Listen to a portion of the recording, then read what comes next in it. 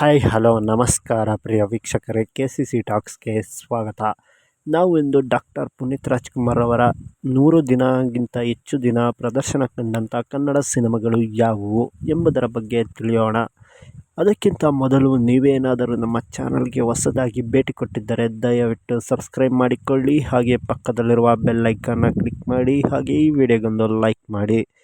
Kannada cinema ರಂಗದಲ್ಲಿಯೇ ನಗುವಿನ ಒಡೆ ಎಂದೇ ಪ್ರಖ್ಯಾತಿ ಹೊಂದಿರುವಂಥ ನಮ್ಮ ಡಾಕ್ಟರ್ ಪುನೀತ್ ರಾಜ್ಕುಮಾರ್ ಅವರ ಮೊದಲ ಸಿನಿಮಾವಾದಂಥ ಅಪ್ಪು ಸಿನಿಮಾವು 2002ನೇ ಇಸ್ವಿಯಲ್ಲಿ ತೆರೆಕಂಡಿದ್ದು, ಸಿನಿಮಾವನ್ನು ಪೂರಿ ಜಗನ್ನಾಥ್ ರವರು ನಿರ್ದೇಶನ ಮಾಡಿದ್ದಾರೆ. ಸಿನಿಮಾ 100 ದಿನಕ್ಕಿಂತ ಹೆಚ್ಚು ದಿನ ಪ್ರದರ್ಶನ ಕಂಡಿದೆ.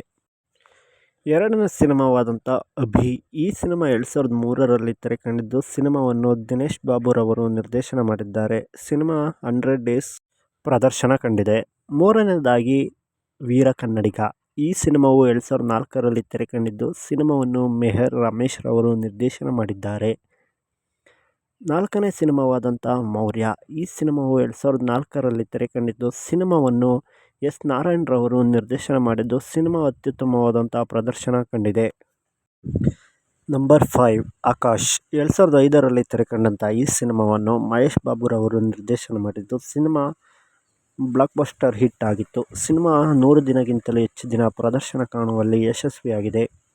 ನಂಬರ್ 6 ನಮ್ಮ ಬಸವ, ನಿರ್ದೇಶನ ಮಾಡಿದ್ದು ವೀರಶಂಕರ್ ರವರು. ಈ ಸಿನಿಮಾ 2005ರಲ್ಲಿ ತೆರೆಕಂಡಿದ್ದು, ಸಿನಿಮಾ ಬಾಕ್ಸ್ ಆಫೀಸ್ನಲ್ಲಿ 100 ದಿನಕ್ಕಿಂತ ಹೆಚ್ಚು ದಿನ ಪ್ರದರ್ಶನ ಕಾಣುವಲ್ಲಿ ಯಶಸ್ವಿಯಾಗಿದೆ. ನಂಬರ್ 7 ಅಜಯ್, 2006ರಲ್ಲಿ ತೆರೆಕಂಡಂಥ ಈ ಸಿನಿಮಾವನ್ನು ಮೆಹರ್ ರಮೇಶ್ ರವರು ನಿರ್ದೇಶನ ಮಾಡಿದ್ದಾರೆ. ಈ ಸಿನಿಮಾವು ಅತ್ಯುತ್ತಮವಾದಂಥ ಸಿನಿಮಾವಾಗಿ ಹೊರಹೊಮ್ಮಿದೆ. ನಂಬರ್ 8 ಅರಸು, 2007ರಲ್ಲಿ ತೆರೆಕಂಡಂಥ ಈ ಸಿನಿಮಾವನ್ನು ಮಹೇಶ್ ಬಾಬುರವರು ನಿರ್ದೇಶನ ಮಾಡಿದ್ದು, ಸಿನಿಮಾ ಬಾಕ್ಸ್ ಆಫೀಸ್ನಲ್ಲಿ 100 ದಿನಗಳಿಗಿಂತ ಹೆಚ್ಚು ದಿನ ಪ್ರದರ್ಶನ ಕಾಣುವಲ್ಲಿ ಯಶಸ್ವಿಯಾಗಿದೆ.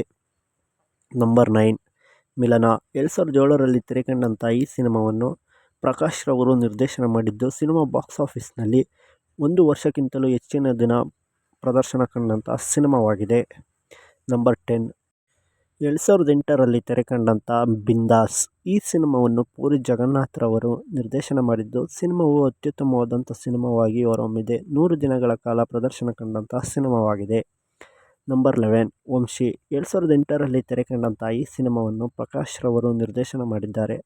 ಸಿನಿಮಾವು ಬಾಕ್ಸ್ ಆಫೀಸ್ನಲ್ಲಿ 100 ದಿನಗಳಿಗಿಂತಲೂ ಹೆಚ್ಚಿನ ದಿನ ಪ್ರದರ್ಶನ ಕಂಡಂಥ ಸಿನಿಮಾವಾಗಿದೆ.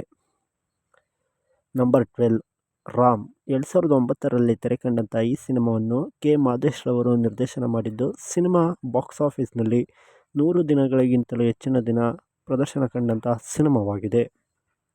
ನಂಬರ್ 13 ಪೃಥ್ವಿ, 2010ರಲ್ಲಿ ತೆರೆಕಂಡಂಥ ಈ ಸಿನಿಮಾವನ್ನು ಜೇಕಬ್ ವರ್ಗೀಸ್ ರವರು ನಿರ್ದೇಶನ ಮಾಡಿದ್ದಾರೆ. ಸಿನಿಮಾವು 100 ದಿನಗಳಿಗಿಂತಲೂ ಹೆಚ್ಚಿನ ದಿನ ಪ್ರದರ್ಶನ ಕಂಡಿದೆ. ನಂಬರ್ 13 ಜಾಕಿ, 2011ರಲ್ಲಿ ತೆರೆಕಂಡಂಥ ಈ ಸಿನಿಮಾವನ್ನು ದುನಿಯಾ ಸೂರಿ ರವರು ನಿರ್ದೇಶನ ಮಾಡಿದ್ದು, ಸಿನಿಮಾ ಬಾಕ್ಸ್ ಆಫೀಸ್ನಲ್ಲಿ 100 ದಿನಗಳಿಗಿಂತಲೂ ಹೆಚ್ಚಿನ ದಿನ ತೆರೆಕಂಡಿದ್ದು ಪ್ರದರ್ಶನ ಕಂಡಿದೆ.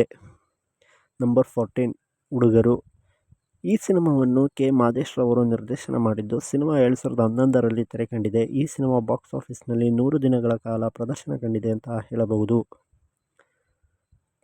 ನಂಬರ್ 15 ಪವರ್, 2014ರಲ್ಲಿ ತೆರೆಕಂಡಂಥ ಕೆ. ಮಾದೇಶ್ ರವರು ನಿರ್ದೇಶನ ಮಾಡಿರುವಂಥ ಈ ಸಿನಿಮಾವು ಬಾಕ್ಸ್ ಆಫೀಸ್ನಲ್ಲಿ 100 ದಿನಗಳಿಗಿಂತಲೂ ಹೆಚ್ಚಿನ ದಿನ ಪ್ರದರ್ಶನ ಕಂಡಂಥ ಸಿನಿಮಾ ಇದಾಗಿದೆ.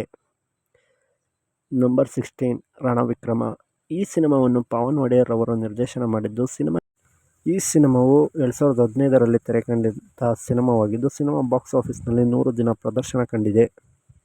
ನಂಬರ್ 17 ದೊಡ್ಡಮನೆ ಹುಡುಗ, ಈ ಸಿನಿಮಾವು 2016ರಲ್ಲಿ ತೆರೆಕಂಡಿದ್ದು, ಸಿನಿಮಾವನ್ನು ದುನಿಯಾ ಸೂರಿ ರವರು ನಿರ್ದೇಶನ ಮಾಡಿದ್ದು, ಸಿನಿಮಾ ಬಾಕ್ಸ್ ಆಫೀಸ್ನಲ್ಲಿ 100 ದಿನಗಳಿಗಿಂತಲೂ ಹೆಚ್ಚಿನ ದಿನ ಪ್ರದರ್ಶನ ಕಂಡಂಥ ಸಿನಿಮಾವಾಗಿದೆ.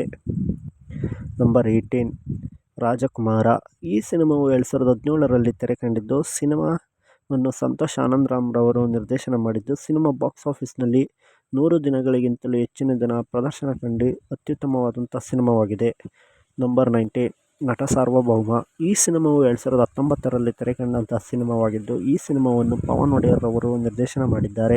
ಸಿನಿಮಾ ಬಾಕ್ಸ್ ಆಫೀಸ್ನಲ್ಲಿ 100 ದಿನಗಳ ಕಾಲ ಪ್ರದರ್ಶನ ಕಂಡಿದೆ ಅಂತ ಹೇಳಬಹುದು. ಈ ಇಷ್ಟು ಸಿನಿಮಾಗಳು ನಮ್ಮ ಡಾಕ್ಟರ್ ಪುನೀತ್ ರಾಜ್ಕುಮಾರ್ ರವರ 100 ದಿನಗಳಿಗಿಂತಲೂ ಹೆಚ್ಚಿನ ದಿನ ಪ್ರದರ್ಶನ ಕಂಡಂಥ ಸಿನಿಮಾಗಳಾಗಿವೆ. ಇವರು ಮಾಡಿದಂಥ ಸಿನಿಮಾಗಳ ಪೈಕಿಯಲ್ಲಿ 80% ಸಿನಿಮಾಗಳು 100 ದಿನಗಳಿಗಿಂತಲೂ ಹೆಚ್ಚಿನ ದಿನ ಪ್ರದರ್ಶನ ಕಂಡಂತಹ ಸಿನಿಮಾಗಳಾಗಿವೆ. ಮುಂದಿನ ವಿಡಿಯೋದಲ್ಲಿ ಮತ್ತೊಬ್ಬ ನಟ, ನಟಿ ಹಾಗೂ ನಿರ್ದೇಶಕರ ಸಿನಿಮಾಗಳ ಬಗ್ಗೆ ತಿಳಿಯೋಣ. ಮೊದಲು ನೀವು ನಮ್ಮ ಚಾನಲ್ಗೆ ಸಬ್ಸ್ಕ್ರೈಬ್ ಆಗಿಲ್ಲ ಎಂದರೆ ಸಬ್ಸ್ಕ್ರೈಬ್ ಮಾಡಿಕೊಂಡು ಪಕ್ಕದಲ್ಲಿರುವ ಬೆಲ್ ಐಕಾನ್ ಕ್ಲಿಕ್ ಮಾಡಿ. ಎಲ್ಲರಿಗೂ ನಮಸ್ಕಾರ.